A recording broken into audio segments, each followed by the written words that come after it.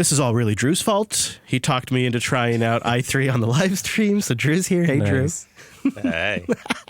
So I've got Regolith, which is Ubuntu-based, and it's supposedly a pretty decent like i3 starting point, right? Yeah, Okay. absolutely. I mean, I hear it talked about a lot as like, if you want to try i3, just use Regolith. And I've been told also embrace the key binding. So I'm looking forward to it. I notice immediately there's no menu.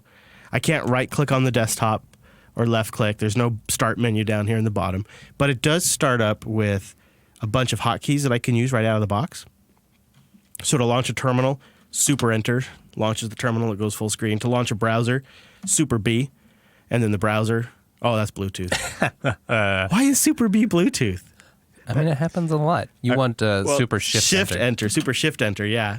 And So you an can see what's important note toning. about Regolith, real quick, before you dive in, is instead of the base i3, which has like nothing, it leverages the GNOME system settings, the GNOME settings daemon, to be able to provide back-end services like Bluetooth. So they've mapped things like Bluetooth, sound, network connection to various super shortcuts for you. So that's why that's like that. And then Super Shift Enter is going to be your browser. Super Shift Q to quit the current window. You're going to need that one. Now, what I want to do is I want to configure. I don't like the amount of space between the windows. I'd like to have a slightly larger margin between the windows. Is that possible? He really wants to see his desktop background. That's important to him. Or like, could I resize maybe I'd like the browser to take up 80% of the window, but the click and drag does nothing too. So I'd like to be able to change that. Yes. So the way it works is you're going to use key bindings here. So you can change the gap size. I see. You see where it says resize Windows gap, super, plus, minus? I like that. Okay. Give that a try. Yeah, I'm liking what I'm getting there. Okay, now that's about where I'd like it. It's right about there. I like a little border around my windows. But you probably still want a bigger web browser. Yeah. Now hold super and right-click on the web browser and drag it to the left. Okay. All right. Okay. All right. Can I swap them so that the... Yes. Okay. Just hold super and hit left. It changes active window, it seems. Oh, sorry. I think it's super shift. Aha. Nice. There we go. Oh, that's not bad. That's not bad. Oh, Plasma was getting handsy there with our super key. But that's... now all of a sudden the Plasma desktop has gotten super serious about the super key. Like it's like, oh, it's just to do something. It's no big deal for like years, and all of a sudden now they're like super serious about it. That right there makes me think we could use this instead of XFCE for the Reaper machine. Oh yeah, absolutely. Does it have Once you get comfortable with it, it's hard to go back to anything else. Does it have a window rules or anything like that? So yeah, if I open up the browser, it's always like this size. So you can, but that starts getting into the weeds a bit. Go figure. What you would want to do is, like, there's an extension to i3. I think it's called i3 Layout.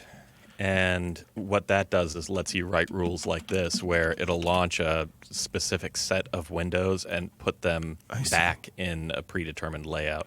So there's i3 save tree workspace 1, and then you can save it to a JSON file, of course. Of course. So what I was getting at is, could we use this to build rules so that way Mumble always went here, Source Connect always went here?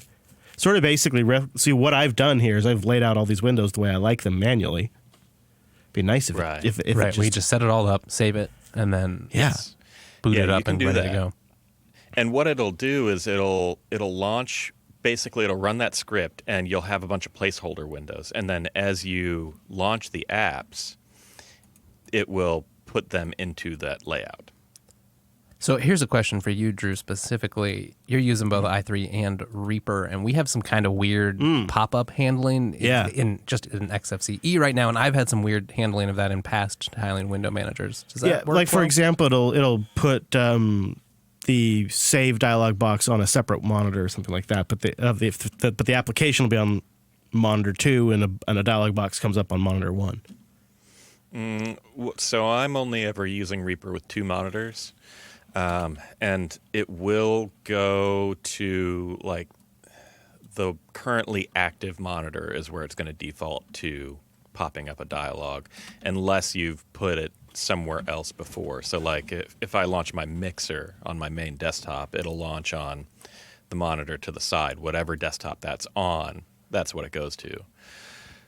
Can I move a window down? It does launch them floating by default because I think they technically register as dialogues. Oh, okay, nice. Oh man, so now I've just figured out how I can reposition windows up or down or in corners. Oh yeah. See, that's what I'm talking about, Wes. You just got to get over the little hump of like learning the arcane commands. Yeah, well, I actually don't mind the keyboard commands. I don't even know if they're arcane. It's just I'm so used to be able to just grab a window and drag it. Yeah. And I don't really understand why So can't try it this, Chris. offer that? Like, it seems like you could still offer that. Like, you could do all this with. I like now this layout. I really like, but it seems like they could just have some sort of system where when I click and drag, it just resizes them. I guess it kind of does if I hold down the super key, is what Drew was saying. Mm-hmm. And then right. Yeah. Okay. Okay. You could also do Super R, and it'll enter resize mode, and then you can do it with the arrow keys. Oh, okay. All right. That's really handy, actually.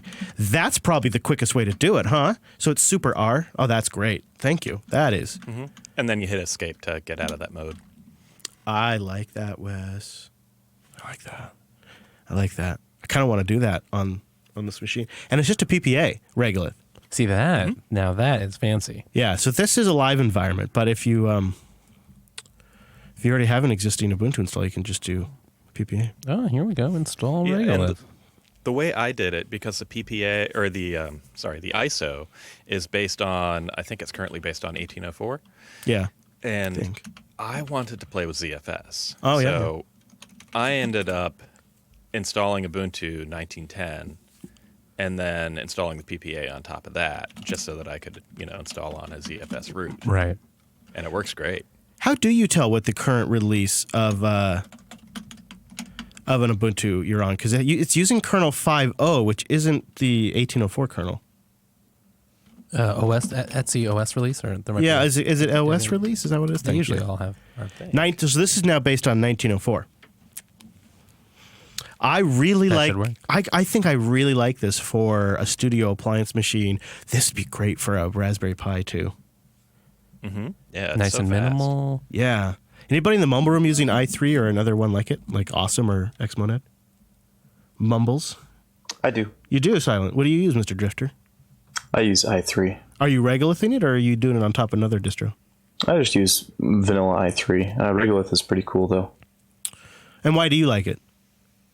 Why do I like i3 or Regolith? Well, I was thinking i3, but either one. Well, I like i3 because you can not only can you tile it this way, but you also have the ability to do tabs. You have the ability to stack. Tabs? What? What's tabs? Tabs? Yeah, I believe, again, I'm not sure what Regolith has for the configuration. Usually it's Windows W, I believe. No. Oh, that was Wi-Fi. And that's mapped to Wi-Fi in Regolith. Gotcha. So yeah, but you can go through and look at the configuration and .config i3 config, and you can. It's different in Regolith. Of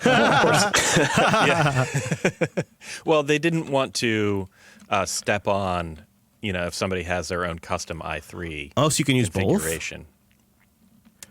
In theory, yeah, you could. You could have a Regolith desktop and then an i3 desktop living next to it. What did I just do? Super Control Space brought up like a menu. Is there a launcher? So I'm trying to close a window. I thought it was Super Control Space to close a window, but that seems to... No, Super Shift Q is going to close a window. Shift Q, thank you. So Super Space is a launcher? Oh, fudge. Look at how pretty that is. Why didn't somebody tell me about this earlier? Holy smokes. You know the man loves a launcher. I love a launcher. So it was... Yeah, and it's just, it's D-Run. Super Shift Q? Okay. Super Shift Q to get rid of a window. Okay. That's nice. I don't ever use D-Run, so that's awesome. Well, okay. I may have just installed the PPA. On Reaper? Good. So do we know how to do tabs in Regolith, Drew? I've never really used tabs in it. Because I could see how I that... haven't either, but I want to to see find how out they right work. now, though. That sounds like, is it kind of like virtual desktops? Do we have the millionaire music while he looks? How do you switch a desktop? So to switch a desktop, you just do super 1 through 0. Oh, nice. Oh, Yeah. okay. Oh, yeah, okay. Easy peasy. And to Oh, God, move I something kinda to a like different this. desktop, it's super shift 1 through whatever. Okay. Okay, so like say I was on this window and I want to do super shift 2. Oh, yeah. And then if I go to super 2, there it is, full screen. Oh, fuck. This is nice. This is nice. This is so good for systems where we always want the windows in the same place. And now, if we could just get them to always open in the same place with the same layout, that'd be magic. So, Chris, I want to show you the config file for this and how you can modify it. Tell me where to go.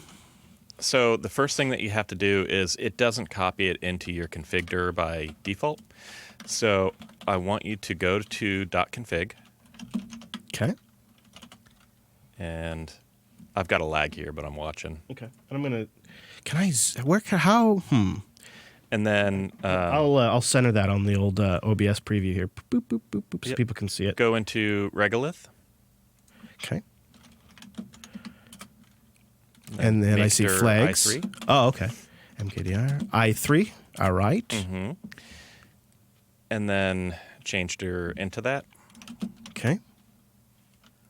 And then you're going to copy CP from /etc /regolith /i3 /config. Okay. And just put it here in this And directory? then /. Yeah.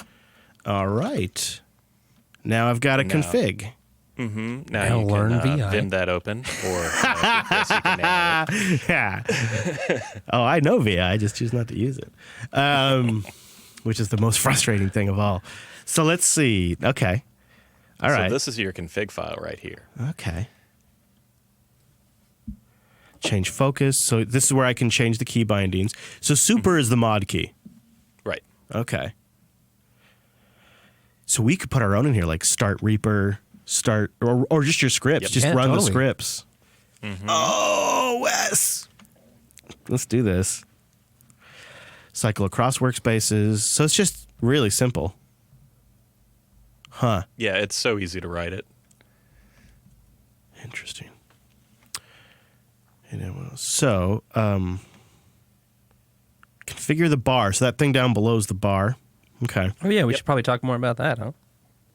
Right. So it kind of comes with the default layout that's defined by the Regolith project, but you can easily, change out that status command line and point it 'cause Chris towards is your gonna own need- config for it. Go Chris is gonna Bitcoin need some tracker. ping. Well, yeah, and ping. Maybe. Oh yeah. Can you do things like that? Can you get like little? And are these like community created widgets that you toss into a directory, or how does that work? Pretty much. So if you did want to customize it, I honestly just use the default Regolith one. I think it's fine for me. But yeah, if you need all your extra crap, you can even write them in Bash. And then just have the output show up in the bar. Yeah. Great. Huh.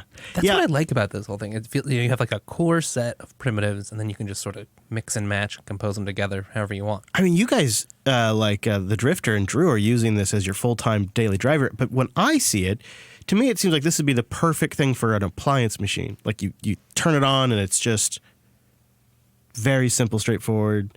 Like it's very predictable. Everything opens up in the same place. The key commands always do the same exact thing. I think the downside would be at a general appliance. It'd work well for a specialized appliance, right? Like you wouldn't want it on a kiosk or something that new users would have to interact with.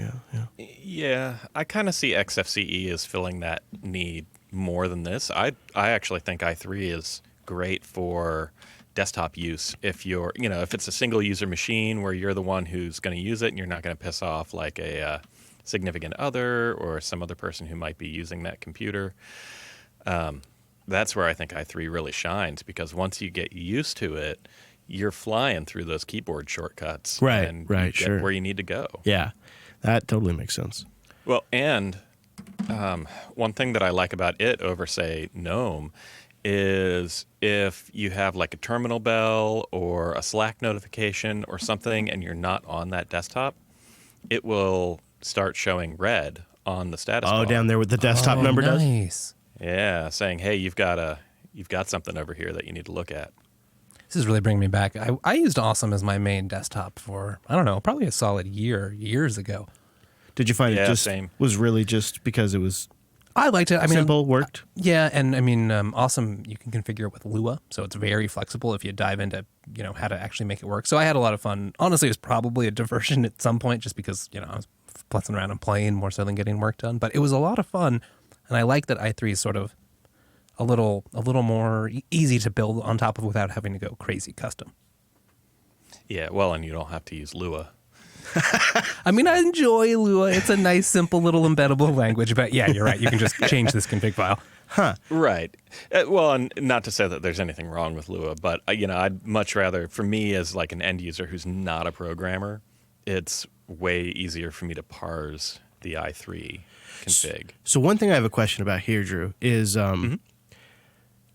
the machine that I would see us loading this on is a dual monitor machine, and I'm testing this on a single monitor. How does it work when you're spreading Windows across a multi-monitor system? Does it just treat it as one large screen with different sections, or? So each screen will get its own virtual desktop. And when you first start it up, you'll have 1, 2, 3, and it'll, or however many monitors you have. So say you have 3 monitors. The primary monitor will get 1, and then the next monitor that gets detected will get 2, and then the third monitor will get 3. Oh, okay. So now, if you're on monitor 1 and you go to desktop 4, it'll spawn desktop 4 on that monitor. If a desktop is totally clear when you leave it, it destroys that desktop. So if you, say, go over to monitor 3 on desktop 3 and then go to desktop 4, it'll spawn desktop 4 on that third monitor. But if one of those desktops already exists and you hit that keyboard shortcut, it'll go to it instead of creating it. I see. Yeah, I'm kind of playing with that right now. So I have something persistently on 2, but 3 creates when I go to it. But if I don't open any windows, when I go back to 1, 3 is destroyed. Exactly. Ah, okay. I like that. That's kind of how GNOME does it too, in a way, and I like that. So it just treats the other monitor as another virtual desktop. Yep. That's really straightforward. Super easy. Kind of what it is. So It just happens to be also displayed. Yeah. Yeah, unlike GNOME, where it has that fixed desktop for the second, third, fourth, however many other monitors, where they're static and they don't get virtual desktops, you can have virtual desktops on any monitor you want. So, and as you notice in this config, if you look at it, you can have as many virtual desktops as you want. You can, it's got upwards of 19 where you can do, I think it's super shift or super alt. I can't remember the key combination, but looks like it's it's mod control +1, and then all the way up to 9. Looks like it's defined in here, plus mod 1 through or 0 through 9. So you can do just mod and then a key number like mod 1, mod 2, or you can do mod control 1, 2, 3. So you add control in there. 11, 12, 13. Yes. That's a lot of freaking virtual desktops. It's cool that it's just using Conky there to do the key bindings. Yeah. Did you see that? Yeah. I thought that's what I was seeing. I just wasn't sure. Drifter, you say you use i3 and ARender together. How so? Well, that way, if I have multiple monitors, I can configure them to be where I want them and then save the configuration. At the very beginning of my config, I just load it. Okay, so how do you load it? So you put that in this i3 config that we're looking at? Yeah, so you can execute no startup ID and then exec space no startup ID, and then you can pass the bash script to it. So then you just you've just created an ARender bash script that you just execute right here. That's what we need to do. Yep. Yeah, and that way it's to the right. Save it out from there too. Yeah, that's a good tip. Thank you. Oh man, I bet this would just fly on a laptop. It really And you does. also get more battery too. Yeah. Although with the GNOME settings daemon, it's not as good for me as it would be on stock i3. Right. But I don't have to go and like use an MCLI or anything like that. You get a little of the is nice. desktop niceties that people expect. Yeah. I think what I like the most is super R and then arrow keys to resize things. That's when you're learning, I think that's really nice. And then escape to get out. Huh. All right. Okay. I'll be honest. I think having Drew here is helpful because my initial reaction was it felt very constraining. Right. All the tools are taken away from you. I've always been drawn to a window layout system because I lay out the windows and I kind of stack them in kind of like a workflow way. So I prime the pump for the flow by organizing my desktop. And I think the way this would work for me is this would prime my pump because I would build this in a way where everything was very reproducible. Every time I opened a window, it was here. Everything had this exact size, so things always rendered the exact way I expect them because the windows are always the same. So you can just stop thinking about window placement. Yeah. And then it just always was that way. And then maybe that would actually be even faster. So it's like a little upfront figuring out how I like it to be. Where I usually consider the current window layout method I have is sort of in the moment. It's where my brain's at, what I want access to. Maybe I want a file manager, a terminal, and a web browser for what I'm doing here. And then later it's a project where I need an editor and a file manager and an FTP upload. So I would just lay them out differently each time.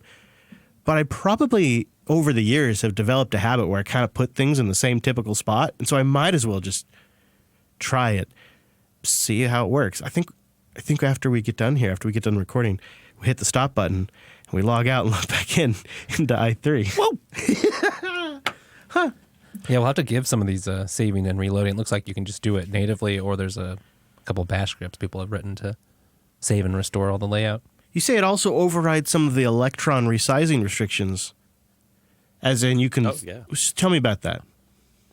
Well, it doesn't necessarily listen to what the window says. It will let you, move things however you want.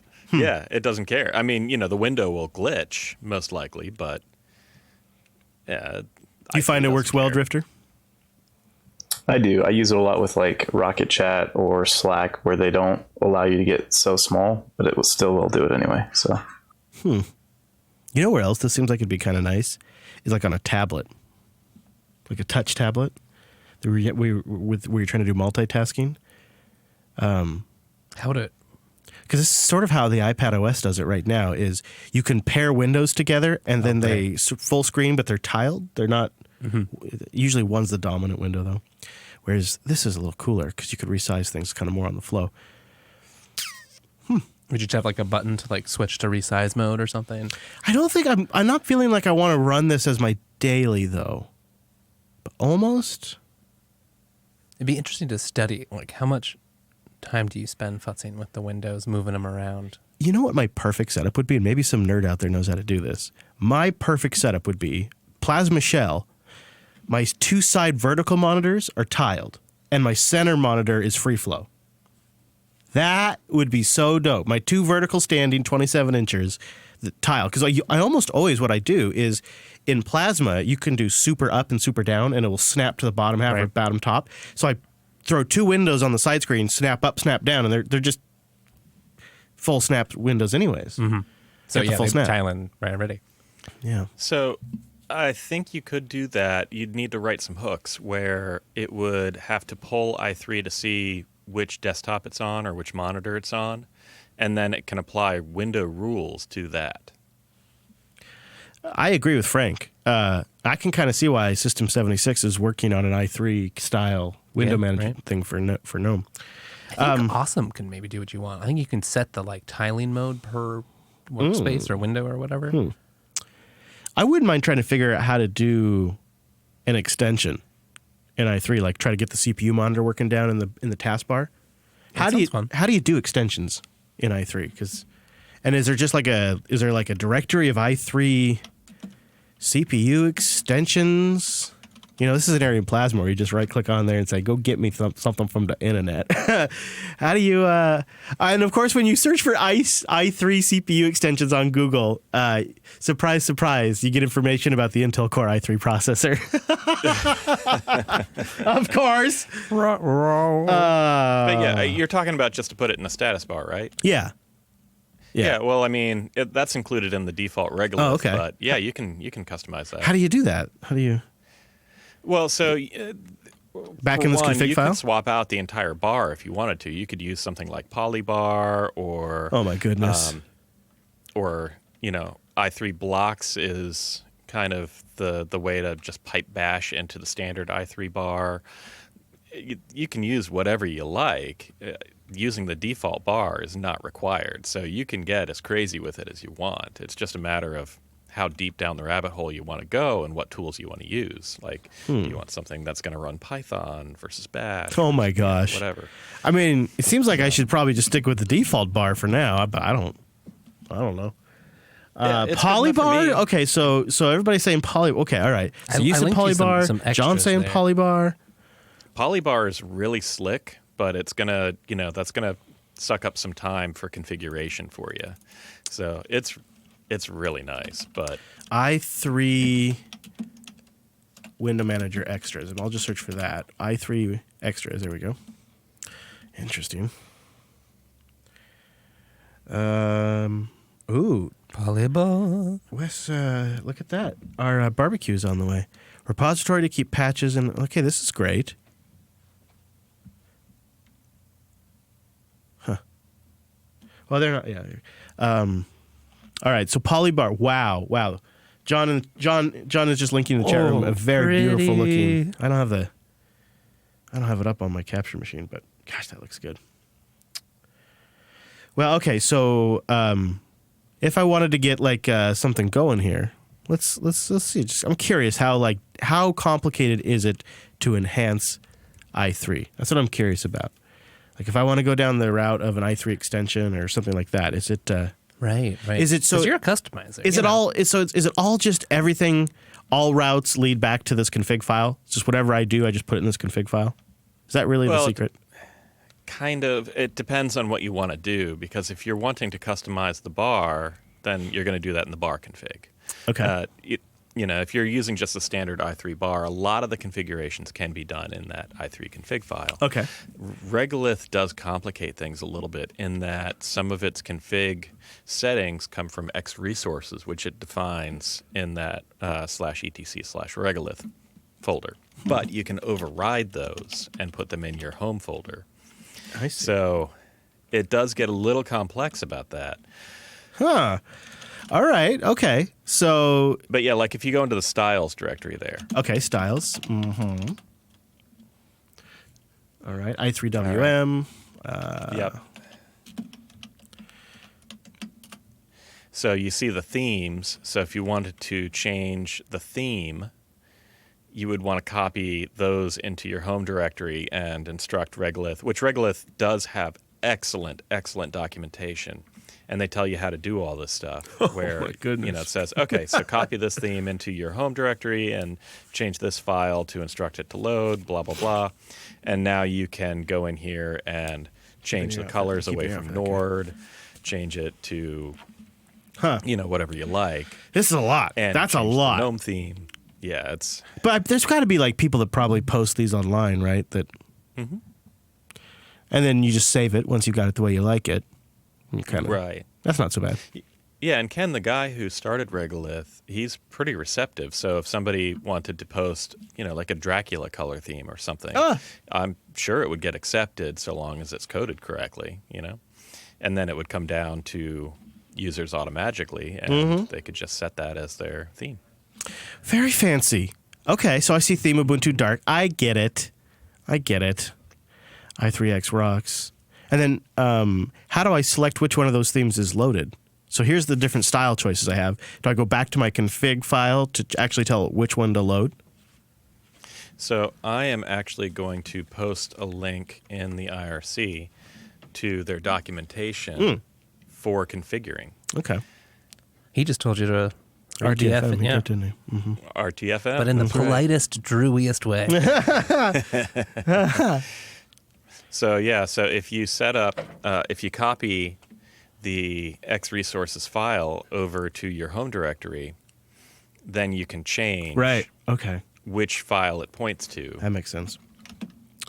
You know, if we get this looking real shiny, it'll really step up the studio game. It'll look I mean, like it's a not crazy... bad out of the box, though, right? No, it's not at all, bad. no. It's not bad. Yeah. All right. Okay, I'm getting it. And then there's the conky one over here, too. So it's all set by default in Etsy Regolith, and then if I want to deviate from the default, I copy it to my home directory and tweak it there. That seems pretty simple. I like that. And actually, the default seemed pretty good. I really wouldn't need to change much. Because it does have a little, I'm assuming this is a CPU indicator down here. It's just, I'm not doing anything, so it's at 0%. Yeah, exactly.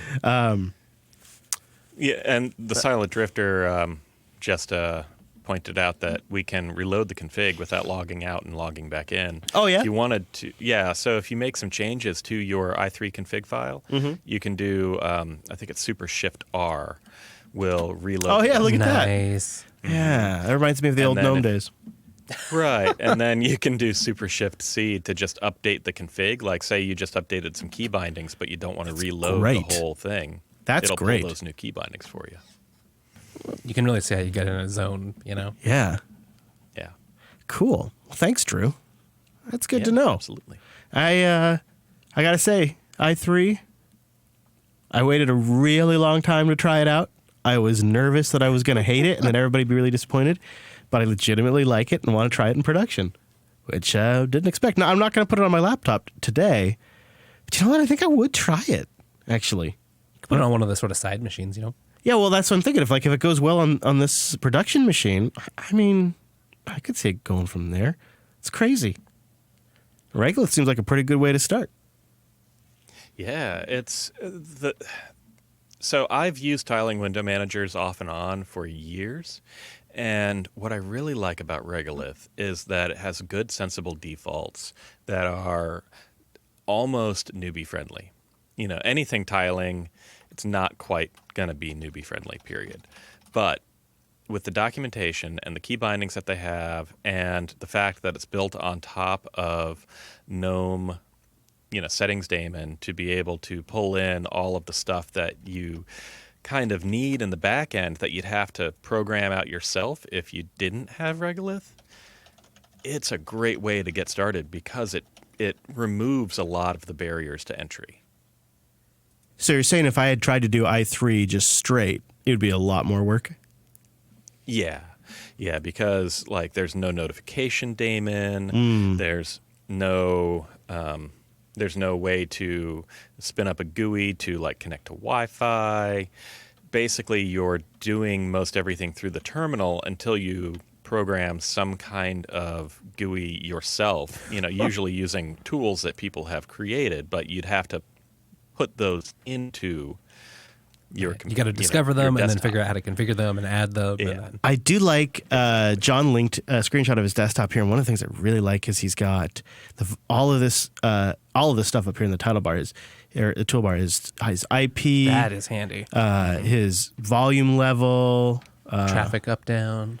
Yeah, and then I guess in the second bottom monitor, it's like that's really cool. It's like a launcher area. That is sweet looking. That is nice, John. I like that a lot. Yeah, that's really nice. One good place to go is you can go to the subreddit Unix porn. Oh yeah, a lot of i3 there. I've noticed A lot of and i3. you get some good inspiration. Oh, that's Rofi on the bottom. I see. Yes. Mm-hmm. Yeah, and some people will share their configs too. Rofi's the drun launcher that Regolith uses by default. That makes sense. I love Rofi. It's pretty. That's another great one. Look at that. Oh boy, I like that background right there. Background. Oh, I like that a lot. Just take a dip in those hills. No kidding. Well, thank you, everybody. This has been a lot of fun, and I'm glad we got to do a little something in the Linux Unplugged time slot. And I learned me a little something, and I walked away with a new tool in the studio toolbox. So, very productive live stream. Really appreciate it.